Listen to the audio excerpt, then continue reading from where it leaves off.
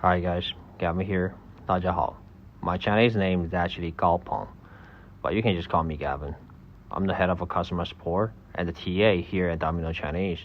I was born and raised in Chengdu, China, the Panda's Kingdom for those who don't know.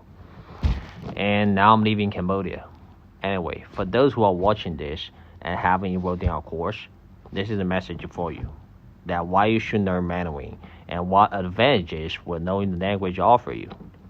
Did you know that Mandarin is actually the world's most popular language? And it's even more widely spoken than English. So let's say if you know Mandarin, you can basically be able to talk to over 1.4 billion people. That's around 18% of the world's population, right? Actually it's around 19% anyway. I mean, not to mention the Chinese who live overseas, right? I mean, everywhere you travel to, even it's in the middle of nowhere, there are always some Chinese people. And if you are living in a city where there's Chinatown, and you feel like you are getting ripped off every time you go there, well, learn the language.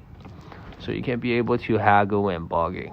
Guys, while you are still waiting, enroll now.